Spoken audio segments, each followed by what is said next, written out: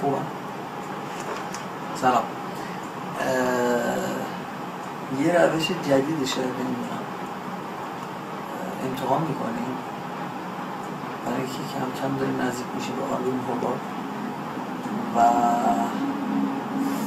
و همش هم تا الان اگه اینقدر طول کشیده به خاطر بدقولی من عذر میخوام، ولی کم کم چون داره حاضر میشه فکر میکنم که بهتره بدونی تا الان اگر انتظار کشیده انتظار چی کشیده. نمونهش حالا یکی از کارها البته اینم بگم که همش کاملا ماکته بود، چون تنظیم اصلی همش توی این کامپیوتر خیلی کار بوده، ولی خیلی زمان نمیبره، کار زیاد داره توی زمان کم نمیشه اساسش.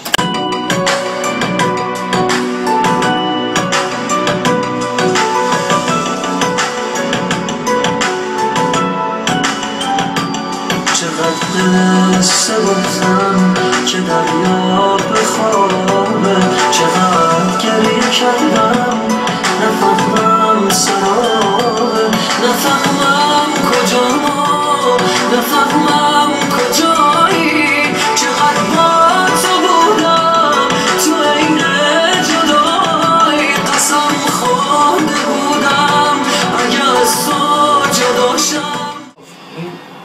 همینجاش بسته یه جوری باشه که پیش کاملش هم پوش کرده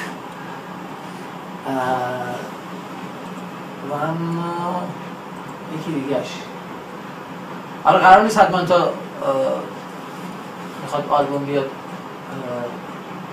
همه ترک رو بخوام اینجوری دمو کنم، ولی خب گفتم حداقل